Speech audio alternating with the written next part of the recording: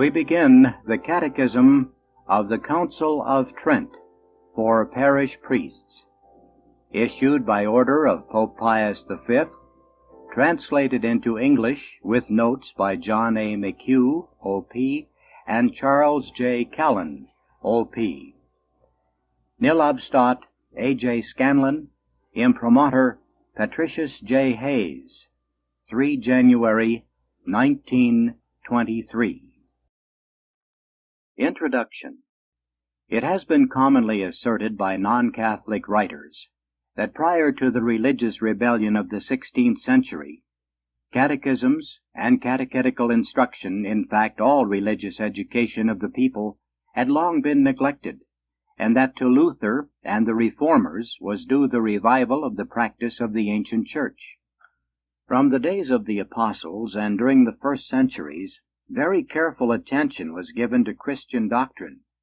But in the Middle Ages, we are told, the zealous practices of early times were relaxed, instruction was given up, and ignorance of the things of faith prevailed generally among the common people. That the requirements for admission into the primitive church were exacting and thorough, and that catechetics, or simply instructions in the fundamental teachings of Christianity, were diligently imparted in those early times, are facts too well known and universally admitted to require any special proof here. It is clear from the writings of the Fathers, from the ancient liturgies, and from the decrees of the first councils, that the catechumens, before their baptism, were obliged to learn by heart the Our Father and the Apostles' Creed, and had to be instructed in the meaning of these formulas. In addition, special instruction was also given them regarding the commandments and those sacraments they were about to receive, namely baptism, confirmation, and the Holy Eucharist. It was to assist the labor of catechists that two famous books of instruction were composed in the 4th century, the Catechetical Oration of St. Gregory of Nyssa, and St. Augustine's De Catezandis Rudibus. And that instruction was regularly given to all the faithful on Sundays during the Eucharistic celebration, or Mass, we are assured by early authorities, such as Justin Martyr, Origen, Eutheria, the Apostolic Constitutions, and St. Germain. At Jerusalem, indeed, in the first centuries, we know that not one, but many sermons were preached after the reading of the Gospel at Mass. Not a few homilies of this early period have come down to us. Of these, one of the oldest is the work known as the Second Epistle of Clement, written about 130 A.D., which was in reality an exhortation to lead a Christian life, and was used in the meetings of the faithful. Other similar, but more celebrated sermons are to be met with in the writings of all the greater fathers. Among the early popes we find such distinguished preachers as Leo the Great and Gregory the Great. In Milan, St. Ambrose's eloquence was renowned. At Hippo, St. Augustine delivered short, colloquial instructions to his flock every Sunday and feast day. At Arles, St. Caesarius was a zealous advocate of preaching, and enjoined upon all his priests, both in the cities and in the country, to preach the word to the people. At Antioch and Constantinople, St. John Chrysostom became the most famous preacher of all time, surpassing his illustrious contemporaries Gregory of Nazianzen and Basil, who were celebrated as sacred orators throughout all the East. It would take too long to enumerate here all the great teachers of Christian doctrine that flourished during the early centuries, and it's really not necessary, since, as said above, it's readily admitted that religious instruction of the people was not commonly neglected throughout the patristic period. The whole question, therefore, centers about the Middle Ages, that is, from the beginning of the 7th to the 16th century. But a glance at this period will also show that there was no general neglect of proper instruction even during these centuries. This is evident, in the first place, from the many national and provincial councils held in various countries, commanding priests to instruct their people in the doctrines of faith, especially those contained in the Apostles' Creed and the Pater Noster. Already in 529, the Council of Vaison had obliged the priest of Gaul to take boys into their household and teach them to read the Psalms and the Holy Scriptures, and to instruct them in the law of God. This same council refers to a custom of this kind already existing in Italy. It was from these priest schools that the parochial schools of the Middle Ages and of modern times took their origin. Mention of such parish schools appear in the Acts of several councils of England, France, and Italy in the early Middle Ages. For instance, the Council of Cloveshoe in England, convened in 749, prescribed that the parish priest should always have in his house a school of learners, and that he should not demand for this instruction any recompense from the parents.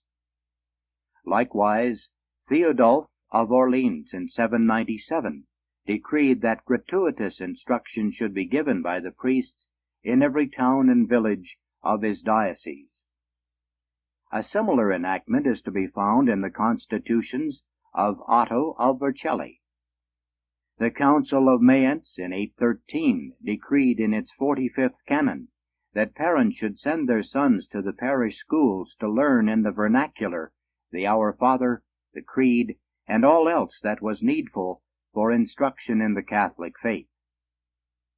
A council held in Rome in 826 ordained that there should be 3 kinds of schools established throughout Christendom: episcopal, parochial, in towns and villages, and others wherever there could be found place and opportunity. In the same century, we learn that both boys and girls attended the schools attached to the parish churches in the diocese of Soissons. Episcopal schools for the training of clerics and monastic centers for the education of the children of the neighborhood go back to the 4th or 5th century. In the 6th century, we hear of convent schools for girls, as at Arles, and also of open schools conducted by nuns for the benefit of the entire neighborhood. Throughout the Middle Ages, monastic schools flourished all over Europe. The children of the rich and poor alike frequented these schools, and instruction was imparted gratis. Nay, we even read that in these institutions the poor children were sometimes nourished at the expense of the monastery. Toward the close of the medieval period, communities of clerics were founded for the express purpose of devoting their lives to the education of the young. Of these, the best known is that of the Brothers of the Common Life, founded by Gerard Groot, 1340 to 1384, and Thomas à Kempis was a member of this community. Besides the parochial and monastic schools, there were still others, established during the Middle Ages for the purpose of instructing children. Such were the chantry or endowed schools, where the poor were instructed free of charge. There were also guild, hospital, and city schools, all engaged in the work of education under the direction of the Church.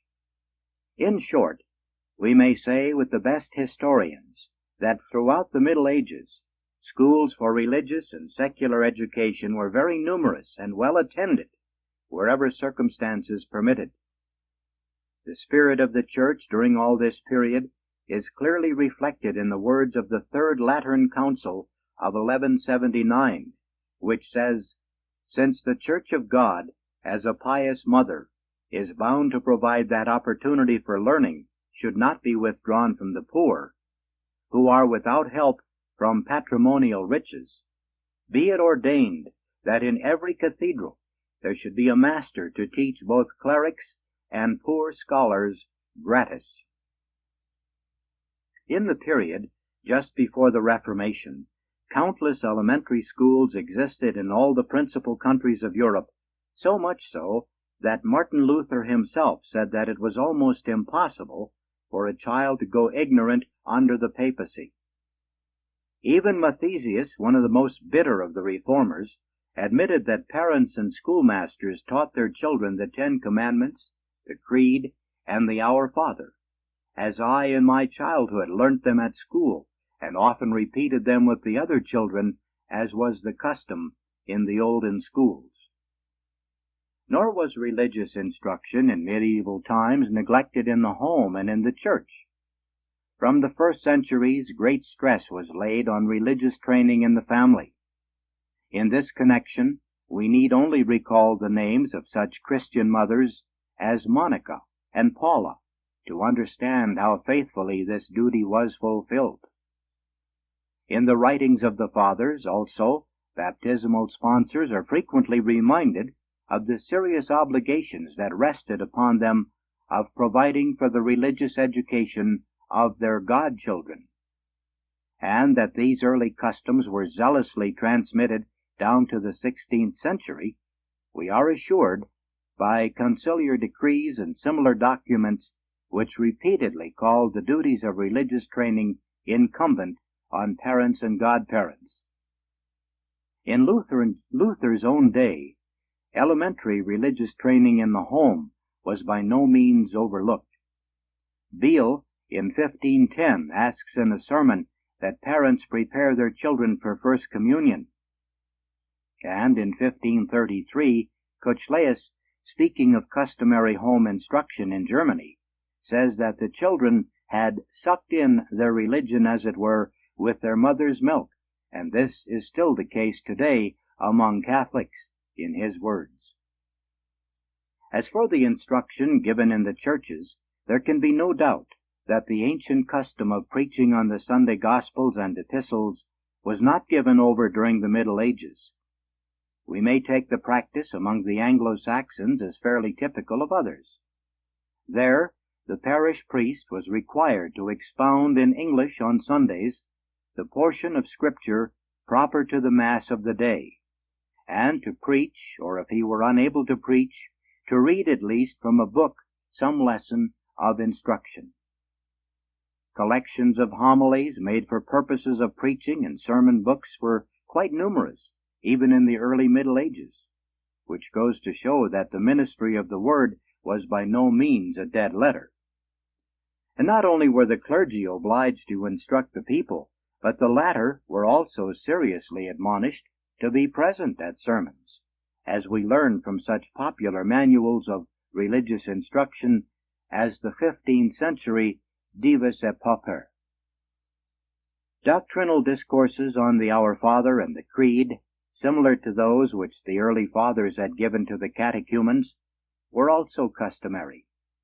Lenten sermons on the Catechism, which were an old custom long before Luther, were no doubt a continuation of the instruction given to catechumens before baptism in the first ages of the Church. From the 13th century onward, we meet with conciliary enactments which prescribe the frequent exposition of Christian doctrine. Thus, at the synod held under the Archbishop Peckham of Canterbury in 1281, it was decreed that every parish priest should instruct his people in the vernacular 4 times a year on the Creed, the Commandments, the Sacraments, etc. In 1466, a synod of the province of York reiterated this law. The councils of Bizet in 1246, of Albi in 1254, and of Lavore in 1368 went still further, and required that doctrinal sermons should be given in parish churches every Sunday. The last named synod even published a catechism to be used as textbook for instructions by the clergy in the dioceses of Languedoc and Gascony. The duty of giving similar instructions to the faithful were also found inculcated in the statutes of the councils of Gran in Hungary in 1114, of Nicene in Poland in 1248, and of Treves in Germany in 1227.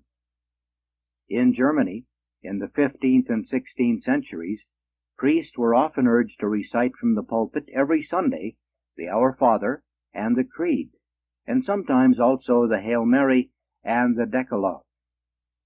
They were further required diligently to instruct the people on these heads. In 1502, the Basel parish priest Johann Sargent published a work for the use of preachers in which these points are developed. It must also be borne in mind in this connection that the 13th century saw the rise of the great mendicant orders which were expressly founded for the purpose of preaching. They very soon spread into every country of Europe, preaching in the churches, on the streets, in the lanes and byways, so that again it could be said, as in the days of the apostles, their voice was heard in all the earth. Catechisms in the Middle Ages. We see then that contrary to the charge often made against the Middle Ages, the work of teaching religion and of preaching was very far from being neglected in those centuries. But what about the further claim that the Catechism originated with Luther? That the little book of popular religious instruction, arranged in the form of question and answer, and comprising all the chief heads of Christian doctrine, was unknown before his shorter Catechism of 1528. Again, a brief glance at the facts as they existed will give us a satisfying reply here. From the 9th century on, there have come down to us numerous works of popular instruction composed in Latin and in the newly formed European tongues. Such, for example, were the Disputatio Purinum per Interrogationis et Responsionis, 9th century, which explained the principal points of Christian doctrine. Noctur's exposition in Old German of the Lord's Prayer and the Creed, 9th century. Ottfried's Catechism, also in Old German, treating the Lord's Prayer, the Creed, and the symbol of St. Athanasius, a catalogue of mortal sins, and the Gloria in Excelsis, 9th century. The Manual of Duda to his son, explaining Christian faith and morality, 9th century. The explanation of the Our Father and the Creed by Bruno of Würzburg, 11th century. Beginning with the 12th and 13th centuries, catechisms and works of popular instruction were so numerous that we must here confine ourselves to mention of only some of the most important.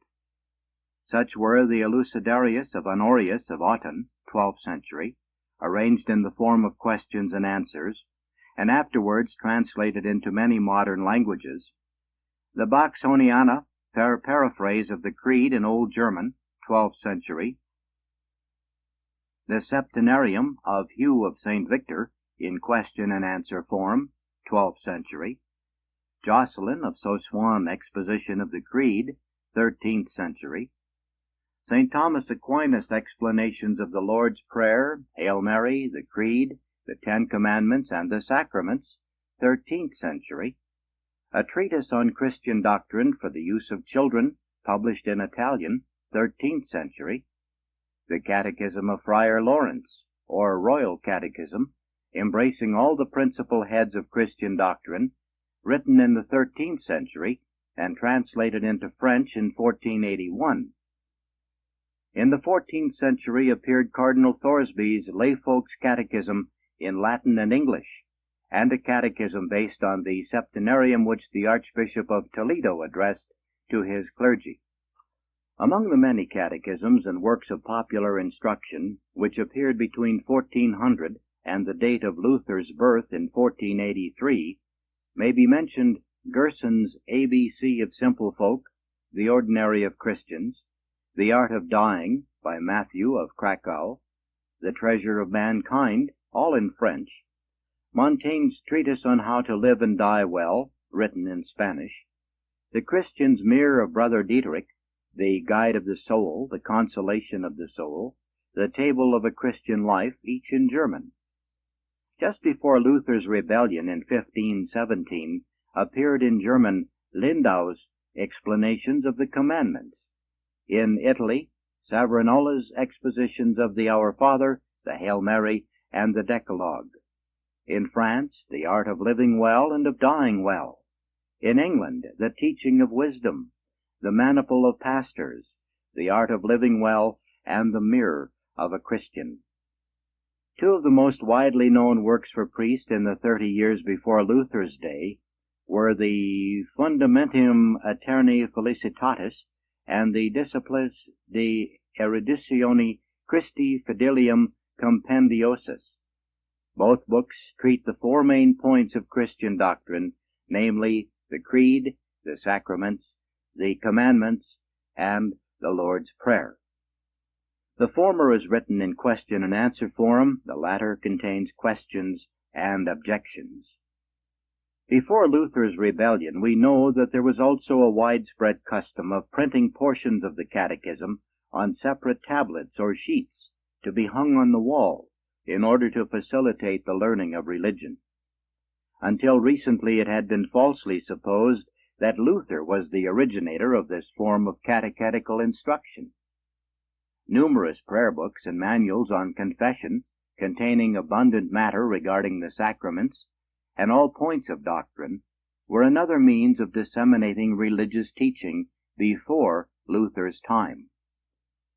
From the foregoing enumeration, which is only a part of what might be given, it ought to be quite plain that before the outbreak of Protestantism in the 16th century, instead of there being a dearth of popular religious manuals and literature, there was rather, as Zaschwitz says, an overabundance of material in the domain of catechetics.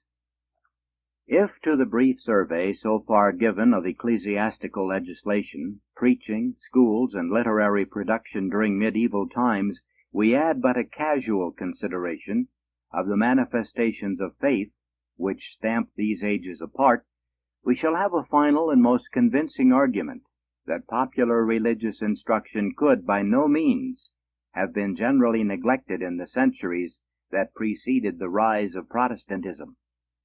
And this is all the more remarkable in view of the gigantic task that confronted the Church with the downfall of the ancient civilization on the one hand, and of the more or less ceaseless troubles it had to encounter thereafter from the attacks of barbarous peoples and the hostility of civil rulers on the other hand. In spite of the unparalleled difficulties, far from those ages being times of religious ignorance and neglect, there never was a period in which the things of the mind and the soul were more highly prized and more zealously cultivated. Then it was that without the advantages of printing and of modern conveniences and means of transportation, the scriptures and writings of the fathers were preserved, transcribed, and disseminated in thousands of copies by the patient labor of the monks.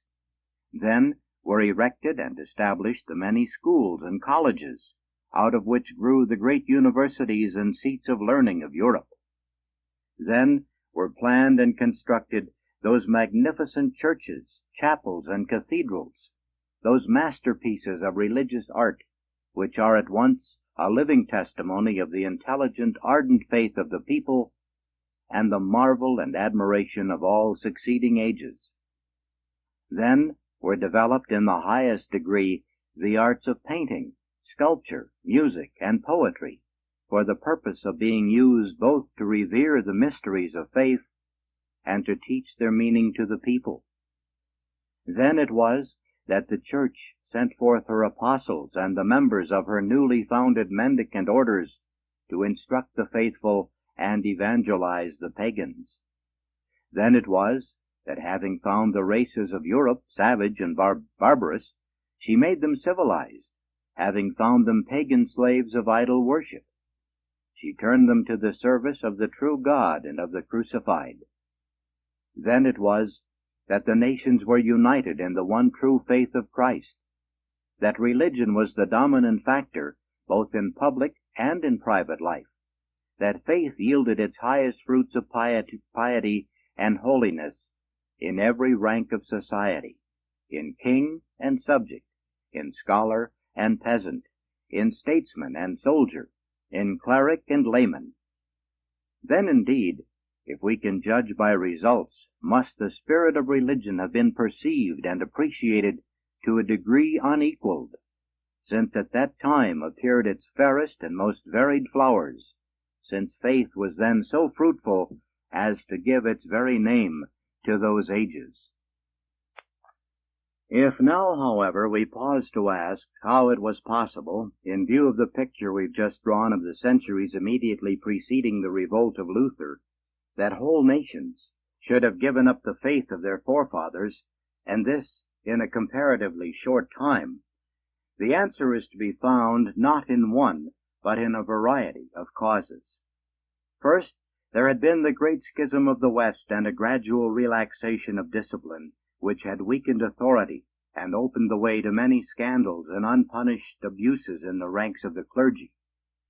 At the close of the Middle Ages and dawn of the new era, the papacy had been too eager in the pursuit of humanistic aims, had cultivated too exclusively merely human ideals of art and learning, and at the same time had become entangled in secular business and politics, and was altogether too worldly.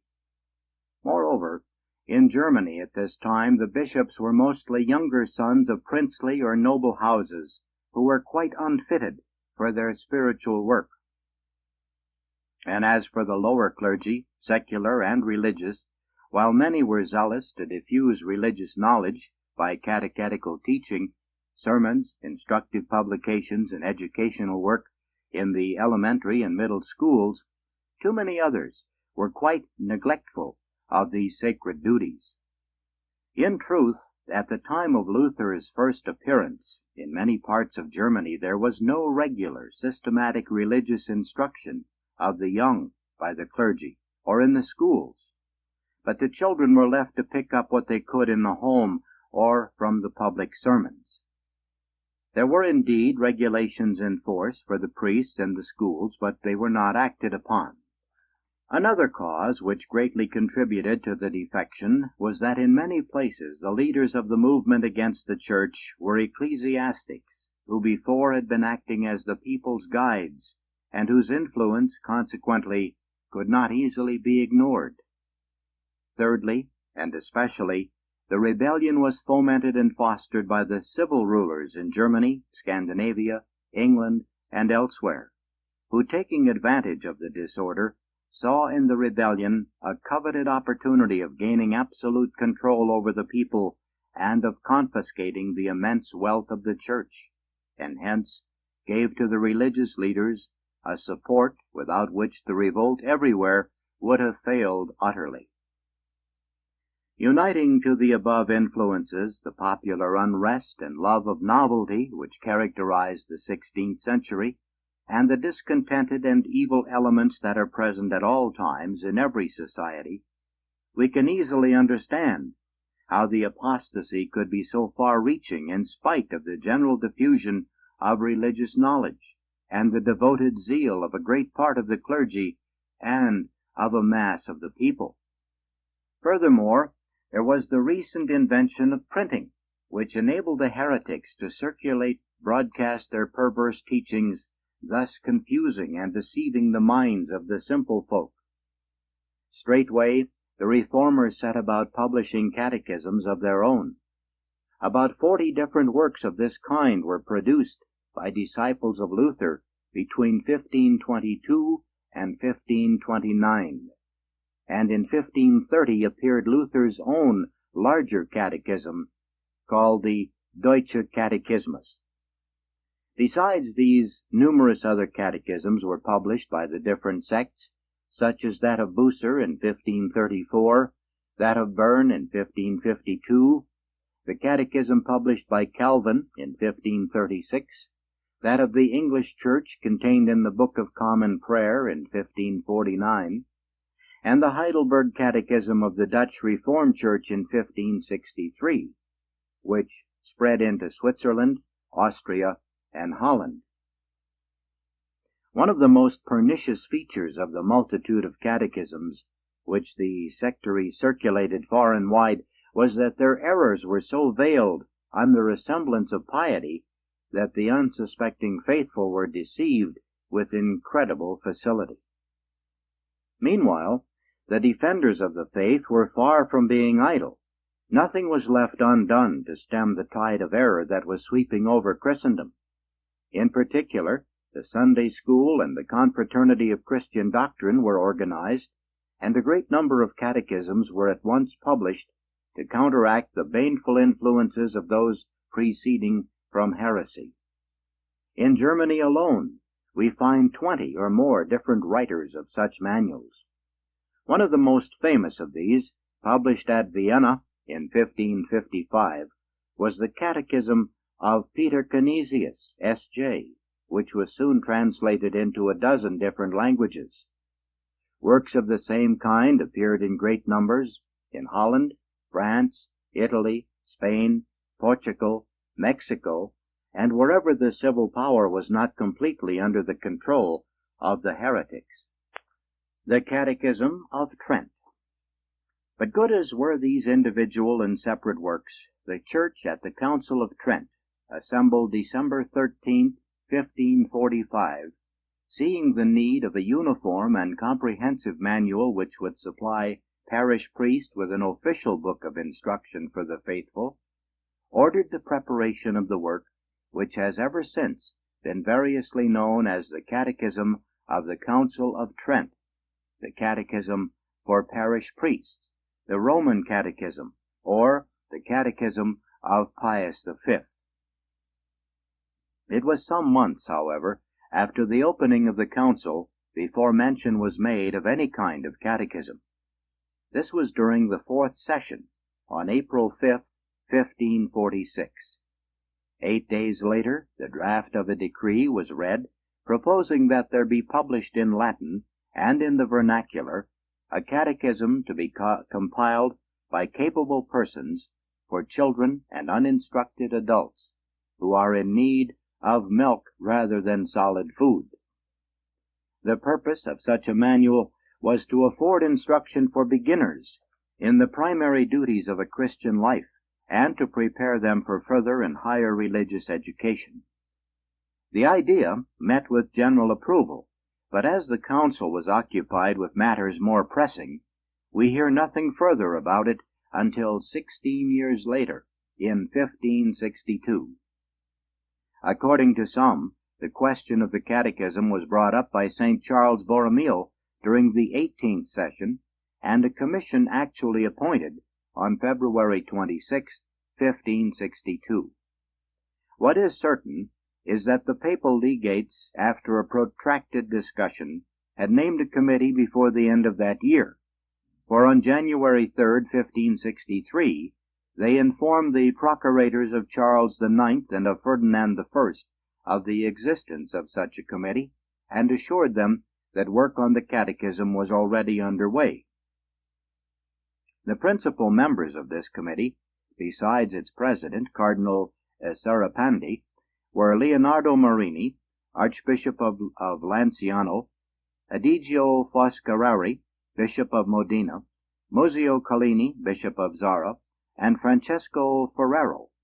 There were many other collaborators. Chief among them were Michael Medina, a Franciscan, and Christopher Sancto Tesosio, who assisted with the 4th and 9th articles of the Creed, respectively. 4 French theologians, to whom were assigned the first 4 commandments, the Dominicans John de Laderno, Benedict Urba, Eliseus Capus, and the Franciscan Alphonsus Contreras, to whom were given respectively the 5th, 6th, 7th, and 8th commandments. A theologian of Granada was entrusted with the last 2 commandments of the Decalogue. The following appear to have collaborated on the sacraments: 3 Flemish theologians on baptism, confirmation, and the Eucharist, Nicholas Ormanitis on the sacrament of penance, Peter Fernandez on matrimony, Cosmos Damiani, abbot of the Augustinian Canons Regular, on orders, Arias Montanus on extreme unction. All those who had part in the work of the Catechism were instructed to avoid in its composition the particular opinions of individuals and schools, and to express the doctrine of the universal Church, keeping especially in mind the decrees of the Council of Trent. During the 24th session, the work on the Catechism was brought to the attention of the Council itself, at a meeting on September 11, 1563. After various discussions, a new plan was adopted. Instead of a manual for children and uninstructed adults, it was decided to prepare a much more extensive and more thorough work to be used by parish priests in their instruction of the faithful. A final decree regarding such a catechism was passed in a general meeting of November 2nd of the same year, wherein it was enjoined on all bishops to see that the catechism should be faithfully translated into the vulgar tongue and expounded to the people by all parish priests. As the council was about to close, the Catechism Committee, as it appears, were ordered to submit to the assembled fathers the work they had so far accomplished. This was done at the general meetings between the 22nd and the 25th of November, and as the work was not finished, the Holy Father was requested to take charge of it and to see that the catechism was brought to completion and published. The manuscript was therefore carried to Rome, and the work was continued with little delay. Meanwhile, Cardinal Serapandi died, and St. Charles Borromeo was appointed to succeed him as president of the Catechism Committee. On December 21st, 1564, Bishop Foscarari also died. To complete the work, the new president enlisted the services of several more theologians, such as Gabriel Paliotti and the Portuguese Statius. In order that the literary style of the Catechism might be in keeping with the sublimity of its doctrine, St. Charles called to its service the greatest masters of the Latin tongue of that age. These were Paulus Mantuis, Giulio Poggiani, Cornelius Amaltheus, Silvius Antoninus, and Pietro Galassini. When the work was finished, a first revision of the style was undertaken. The polishing of the first two parts was done by Callini, who had already been engaged in the composition of the Catechism. The third part was attended to by Galassini, and the fourth by Poggiani. This revision seems to have been completed by the end of the year 1564. Early in the following year, by order of St. Charles, who desired to secure absolute uniformity in the style, a second literary revision of the entire work was made by Poggiani.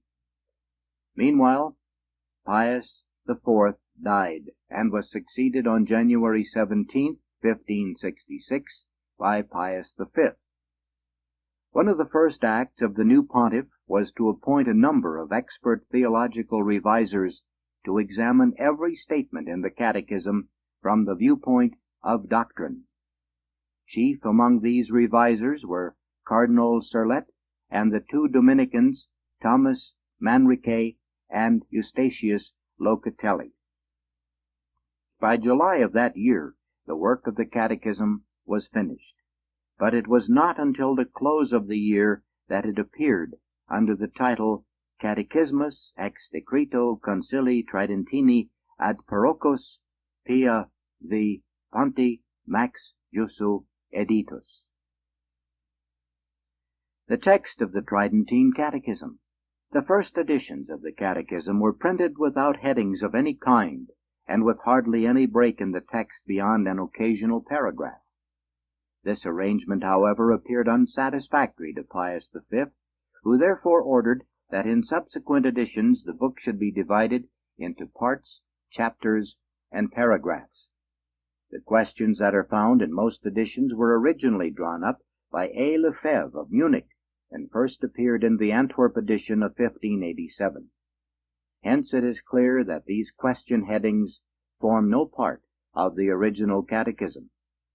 The same can be said of the Praxis Catechismi, an adoption of the text to the Sunday Gospels and Epistles, found at the end of the book in most editions, which we first meet with in the edition of Serafino Crucio in 1645.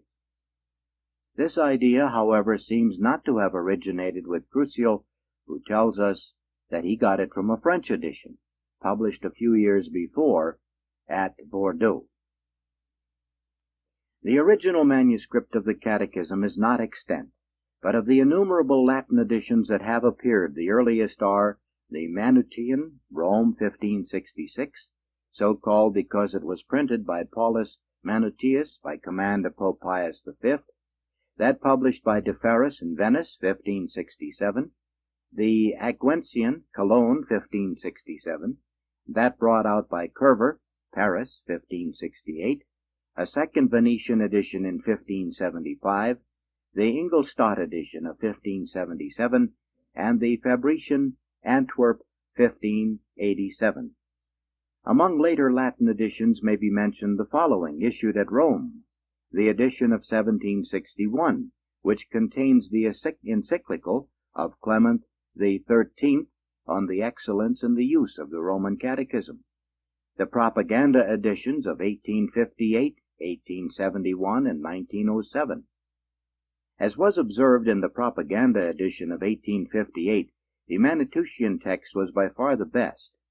Hence the editors of that edition, desiring to produce a critical text, used the first Manutian as their basis, diligently comparing it with the best among the other Latin editions. Let us continue with the introduction to the Catechism of the Council of Trent on side B of this tape.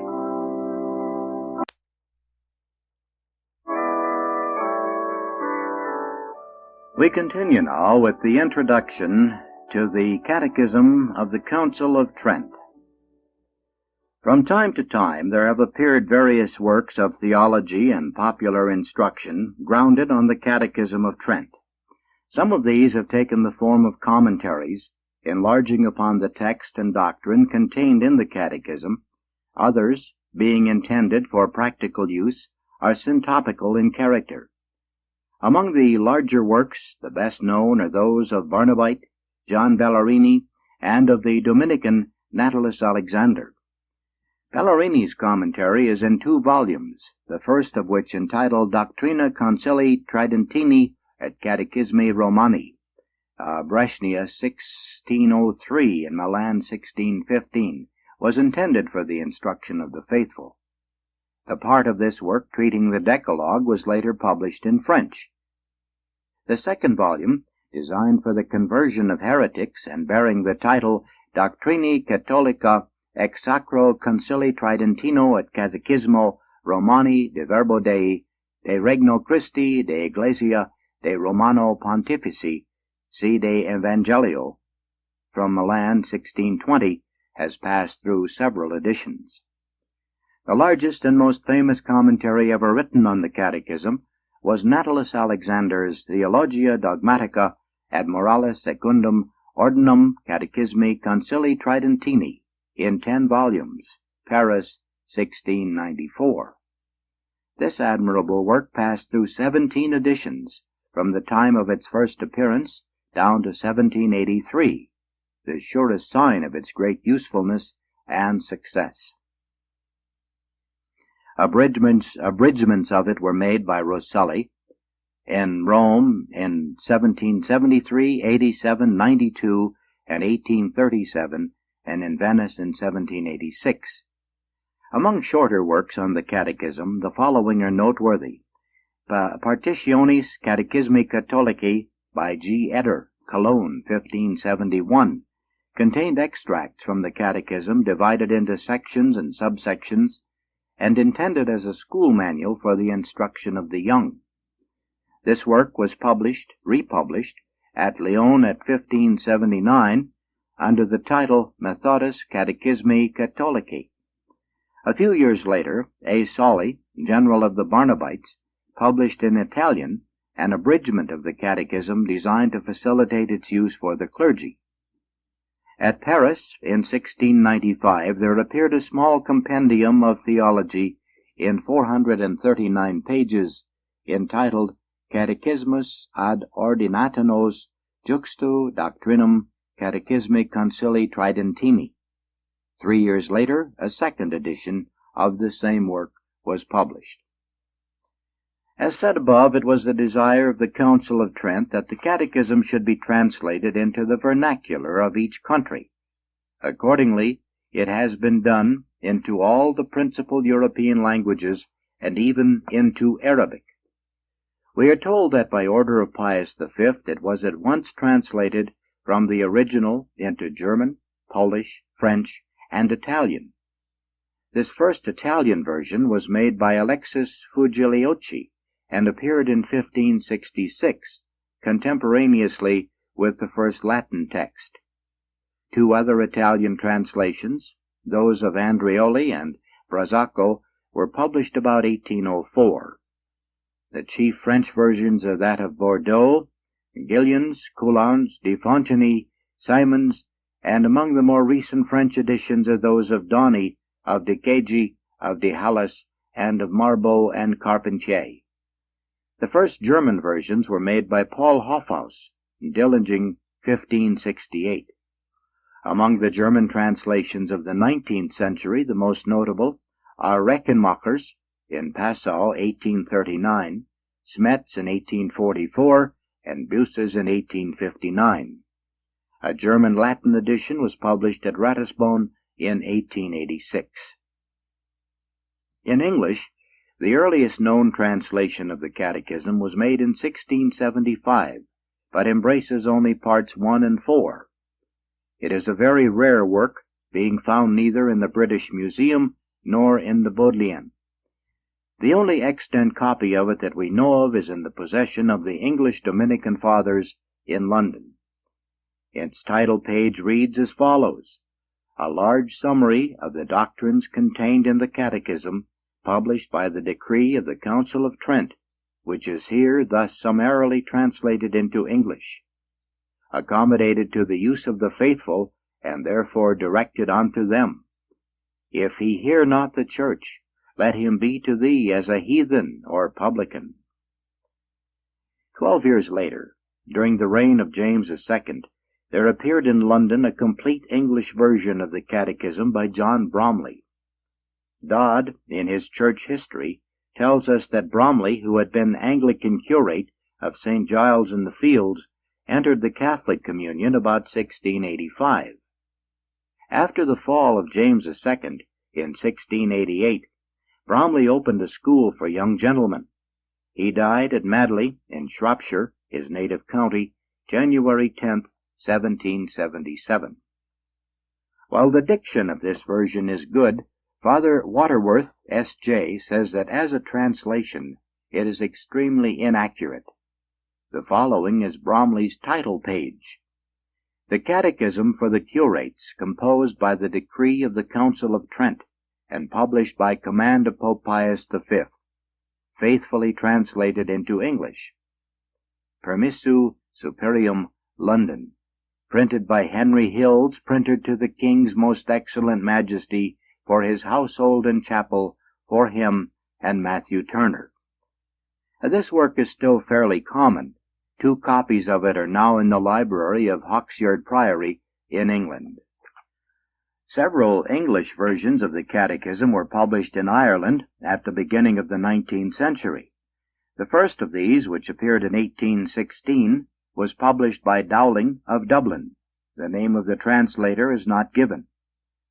As this version was very unreliable, it was soon superseded by a new translation, published by Richard Coyne, Capel Street, Dublin, and by Keating and Brown, London, and printed for the translator by W. Vols and Son, Great Shan Street, in 1829. An American edition appeared in the same year. The author of this new translation was the Reverend Jeremy Donovan, professor at the Royal College, Maynooth. Although the translator in the first edition of this work aimed at elegance of diction and fidelity to the original, it is generally admitted that while his English was flowing and readable, it was simply, singularly, devoid of accuracy. It is hardly too much to say that its worth did not exceed that of a paraphrase, with not a few omissions of things contained in the original text. As a considerable revision, therefore, seemed necessary, a second edition with notes was issued at Rome by the Propaganda Press in 2 volumes in 1839. It was dedicated to Cardinal Fransonio and signed by the very Reverend J. Donovan, D.D., professor at Maynooth College, domestic prelate to His Holiness Gregory the 16th, a member of the Archaeological Society of Rome, honorable member of the Society of British Artists, etc. While more faithful to the original, this new edition was so slavish, stilted, and inelegant as to be at times almost unintelligible, and at all times most uninviting, as totally bereft of that charm of style so characteristic of the original. This second edition seems to have been followed by a third, for the copies of Dr. Donovan's work now published in Ireland show signs of still further revision as being more accurate but even less elegant than the edition of 1839. The next attempt at an adequate English translation of this classic work was undertaken by the Anglican Theodore Alois Buckley, B.A. of Christ Church, Oxford, who was already known as editor of translations of Homer, Sophocles, and others, and of the decrees and canons of the Council of Trent. His version of the Catechism appeared at London in 1852. He acknowledges his indebtedness to Donovan in many respects, but at the same time deplores the many manifest inaccuracies to be found in that translator's work. Buckley certainly gave a better rendering of the Latin than did Donovan, but he adheres too closely to the idiom of the original for good English, and is not everywhere doctrinally correct. He also adds notes to indicate the main points of agreement, as well as of difference, between Catholic and Protestant teaching, occasionally attacking, sometimes praising, the Catholic standpoint. In 1911, the very Reverend John Hagan, D.D., the present rector of the Irish College in Rome, edited a compendium of catechetical instruction in 4 volumes, containing a new translation of the Roman Catechism, together with a translation of the Catechism of Pius X and of Rainieri's instructions. This large work is now, unfortunately, out of print. Dr. Hagan's rendering of the Catechism, though not remarkable for its elegance, is in every way superior to Buckley's, combining as it does the 2 prime requisites of a translation, clearness in expression and faithfulness to the meaning of the original. It is regrettable, however, that all patristic references and notes are wanting in this edition. In a few places also some slight inaccuracies are met with, which are doubtless due to oversight or to the failure of the printer to observe corrections. The purpose of Dr. Hagan's work was to provide abundant matter drawn from the best sources for catechetical teaching. He therefore first gives a chapter of the Roman Catechism as the basis of an instruction, and then complements it with the corresponding sections of the Catechism of Pius X and of Rainieri's instructions. The order of the Roman Catechism is followed throughout.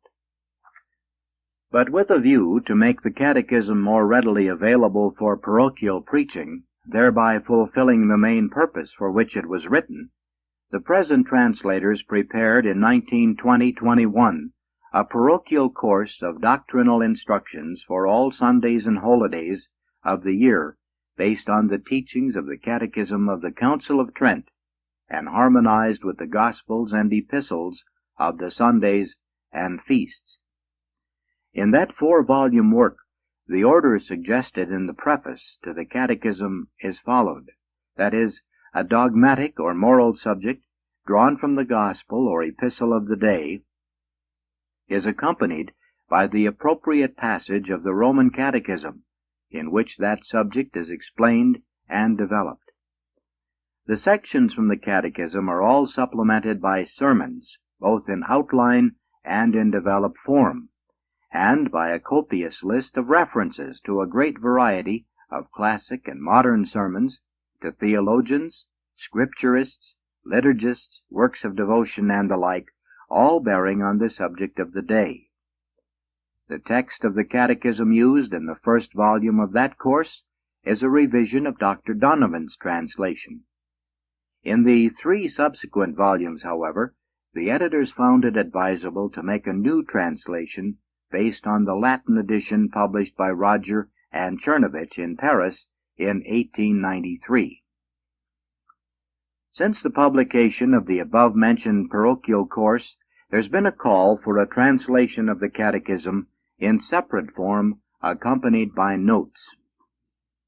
In response to this demand, we have undertaken to give an entirely new English version of the work from the original, using as our basis the Manitoutian text as reflected by the Maredssois edition of 1902, the 4th Roman edition of 1907, and the Turin edition of 1914. We have also had before us in the execution of the task our previous work in the parochial course, along with the translations of Professor Buckley and Dr. Hagen.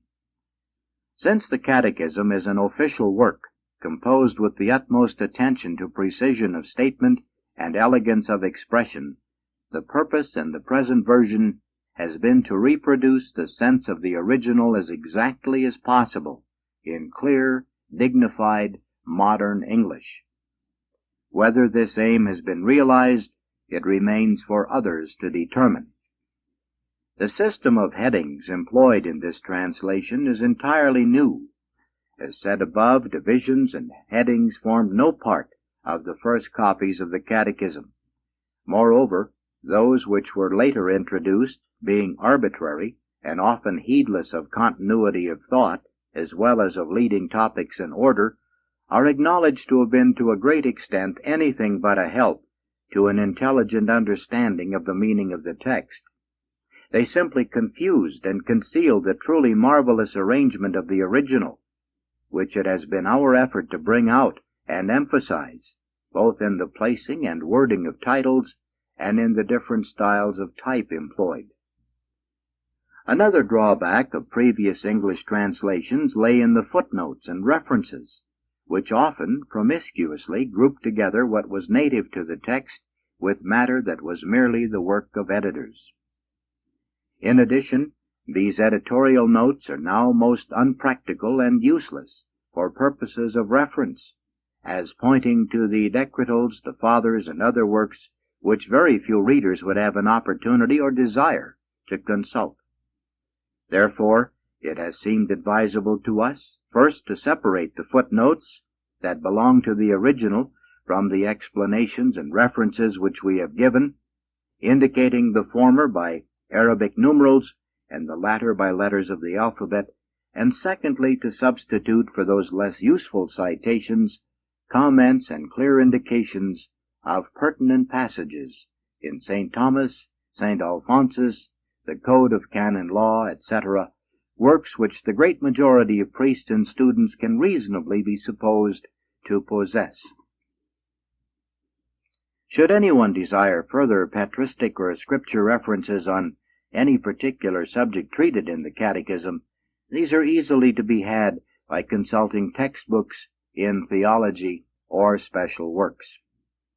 Again, since it is the wish of the Church, expressed in the preface to the Catechism, that pastors, in expounding the Gospels and Epistles to the people, should draw their matter from the Catechism, we have given in the forepart of this work an adaptation of its contents to the Gospels and Epistles of all the Sundays and chief feasts. The plan is identical with that which is followed and developed in the parochial course above mentioned, and in our more recent work entitled The Gospels and Epistles of the Sundays and Feasts, with Outlines for Sermons. As it has already received a hearty welcome in those works, it is hoped that its inclusion here will materially contribute to the practical usefulness of the admirable Catechism of Trent. The Roman Catechism is unlike any other summary of Christian doctrine, not only because it is intended for the use of priests in their preaching, but also because it enjoys a unique authority among manuals. In the first place, as already explained, it was issued by the express command of the Ecumenical Council of Trent, which also ordered that it be translated into the vernacular of different nations to be used as a standard source for preaching. Moreover, it subsequently received the unqualified approval of many sovereign pontiffs, not to speak of Pius VI, who did so much to bring the work to completion, and of St. Pius V, under whom it was finished, published, and repeatedly commended. Gregory XIII, as Passavino testifies, so highly esteemed it that he desired even books of canon law to be written in accordance with its contents. In his bull of June 14, 1761, Clement XIII said that the Catechism contains a clear explanation of all that is necessary for salvation and useful for the faithful, that it was composed with great care and industry, and has been highly praised by all, that by it in former times the faith was strengthened, and that no other catechism can be compared with it. He concluded, then, that the Roman pontiffs offered this work to pastors as a norm of Catholic teaching and discipline, so that there might be uniformity and harmony in the instructions of all. Nor have the sovereign pontiffs in our own days been less laudatory of the Catechism. Pope Leo XIII, in an encyclical letter of September 8, 1899, to the bishops and clergy of France, recommended 2 books which all seminarians should possess and constantly read and study, namely, the Summa Theologica of St. Thomas and that golden book, the Catechisma de Parochis. Regarding the latter work he wrote, this work is remarkable at once for the richness and exactness of its doctrine, and for the elegance of its style. It is a precious summary of all theology, both dogmatic and moral. He who understands it well will have always at his service those aids by which a priest is enabled to preach with fruit, to acquit himself worthily of the important ministry of the confessional and of the direction of souls, and will be in a position to refute the objections of unbelievers. Likewise, Pius X, in his encyclical Acerbo Nemus of April 15, 1905, declared that adults, no less than children, need religious instruction, especially in these days. And hence he prescribed that pastors and all who have care of souls should give catechetical instructions to the faithful in simple language, and in a way suited to the capacity of their hearers, and that for this purpose they should use the Catechism of the Council of Trent. Still more recently, on February 14, 1921, speaking in the name of Benedict XV, Cardinal Gaspari, Papal Secretary of State, thus wrote to the Archbishop of New York relative to the latter's program for a parochial course of doctrinal instructions based on the Catechism. Quote, "It is superfluous to add that the value of the work is enhanced by the fact that it has been planned and executed in perfect harmony with the admirable Catechism of the Council of Trent." End quote. Besides the Supreme Pontiffs who have extolled and recommended the Catechism, so many councils have enjoined its use that it would be impossible here to enumerate them all. Within a few years after its first appearance, great numbers of provincial and diocesan synods have already made its use obligatory. Of these, the preface to the Paris edition of 1893 mentions 18 held before the year 1595. In 5 different councils convened at Milan, St. Charles Borromeo ordered that the Catechism should be studied in seminaries, discussed in the conferences of the clergy, and explained by pastors to their people on occasion of the administration of the sacraments. In short, synods repeatedly prescribed that the clergy should make such frequent use of the Catechism as not only to be thoroughly familiar with its contents, but almost have it by heart. In addition to popes and councils, many cardinals, bishops, and other ecclesiastics, distinguished for their learning and sanctity, vied with one another in eulogizing the Catechism of Trent. Among other things, they have said that not since the days of the Apostles has there been produced in a single volume so complete and practical a summary of Christian doctrine as this catechism, and that after the sacred Scriptures there is no work that can be read with greater safety and profit. In particular, Cardinal Valerius, the friend of St. Charles Borromeo, wrote of the Catechism, quote, "This work contains all that is needful for the instruction of the faithful, and it is written with such order, clearness, and majesty that through it we seem to hear Holy Mother the Church herself, taught by the Holy Ghost, speaking to us." It was composed by order of the Fathers of Trent under the inspiration of the Holy Ghost, and was published by the authority of the Vicar of Christ. End quote. Salmanticentus, the great Carmelite commentators on St. Thomas, paid the following high tribute to the Catechism. The authority of this Catechism has always been of the greatest in the Church, because it was composed by the command of the Council of Trent, because its authors were men of highest learning, and because it was approved only after the severest scrutiny by Popes Pius V and Gregory XIII, and has been recommended in nearly all the councils that have been held since the Council of Trent. Antonio Passovino, an illustrious Jesuit and the preceptor of St. Francis de Sales, said, "The Catechism of the Council of Trent was inspired by the Holy Ghost." In his immortal Apologia, Cardinal Newman writes, "The Catechism of the Council of Trent was drawn up for the express purpose of providing preachers with subjects for their sermons, and as my whole work has been a defense of myself, I may here say that I rarely preach a sermon, but I go to this beautiful and complete catechism to get both my matter and my doctrine. Its merits," says Dr. Donovan, "have been recognized by the universal Church. The first rank which has been awarded the Imitation among spiritual books has been unanimously given to the Roman Catechism as a compendium of Catholic theology.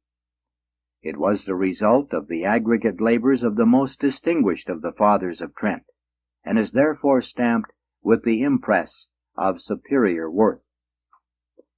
Dr. John Hagan, the present rector of the Irish College in Rome, writes thus, "The Roman Catechism is a work of exceptional authority. At the very least, it has the same authority as a dogmatic encyclical. It is an authoritative exposition of Catholic doctrine given forth and guaranteed to be orthodox by the Catholic Church and her supreme head on earth." The compilation of it was the work of various individuals, but the result of their combined labors was accepted by the Church as a precious abridgment of dogmatic and moral theology.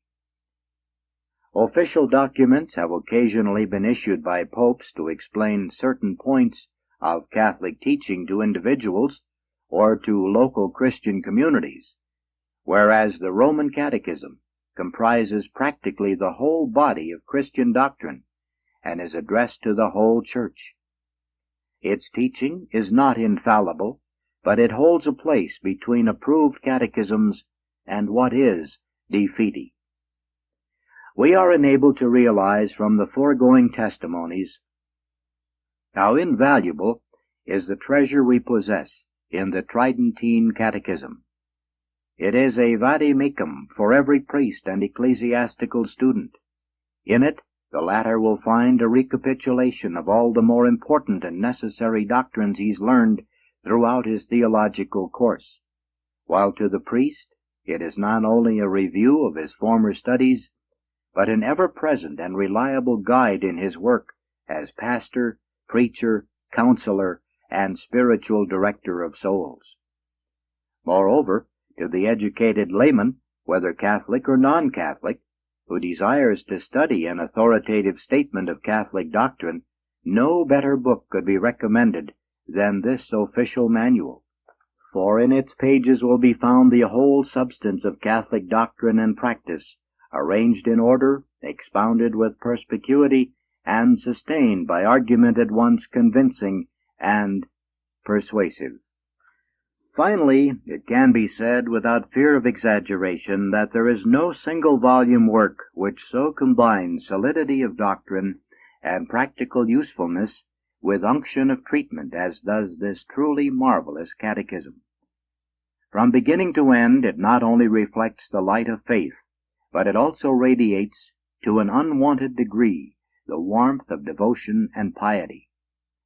In its exposition of the creed and the sacraments, while dealing with the profoundest mysteries, it is full of thoughts and reflections the most fervent and inspiring.